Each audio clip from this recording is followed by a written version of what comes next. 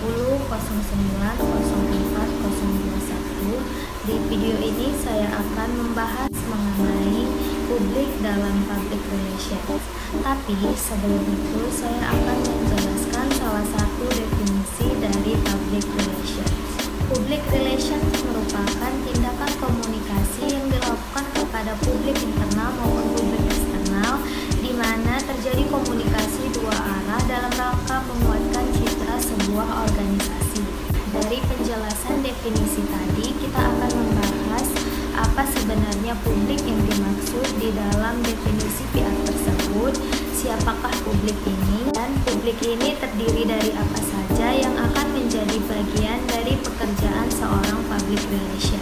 Pada filosof yang pertama kali memperkenalkan konsep publik yaitu John Dewey pada tahun 1927. John Dewey mengatakan bahwa publik merupakan sekelompok orang yang secara sadar memilih bertindak dan bekerja sama untuk menghadapi suatu isu atau masalah yang serupa.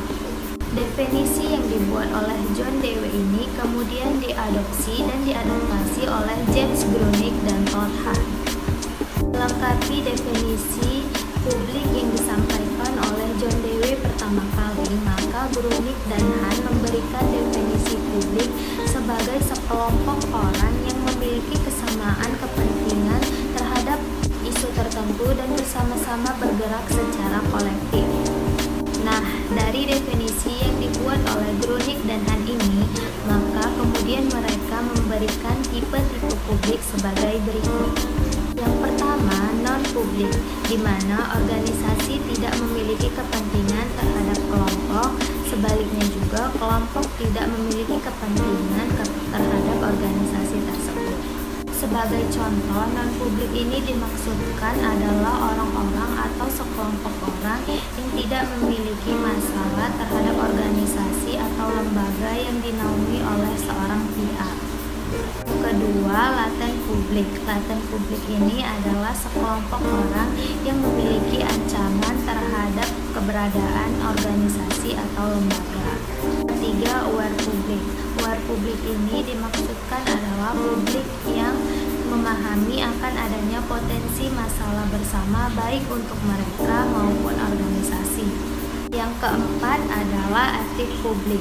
Aktif publik ini adalah sekelompok orang yang menyadari akan adanya suatu masalah, kemudian berkoordinasi untuk menghadapinya dan menetapkan tindakan apa yang harus dilakukan untuk menyelesaikan persoalan tersebut.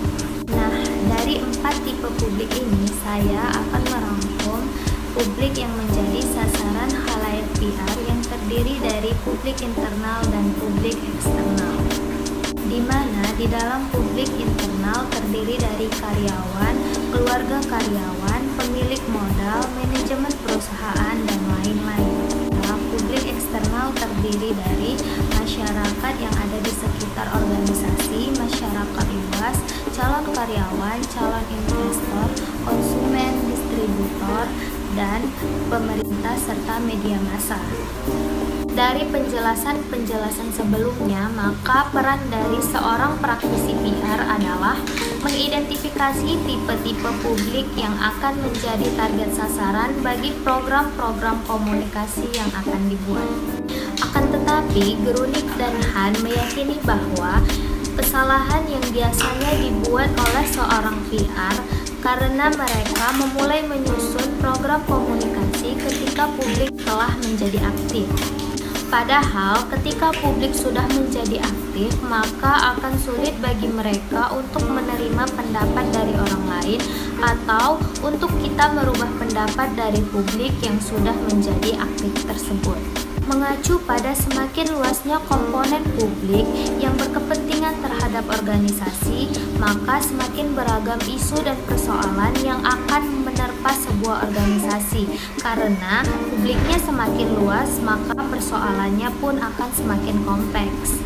Demikianlah penjelasan saya mengenai materi publik dalam pekerjaan public relation.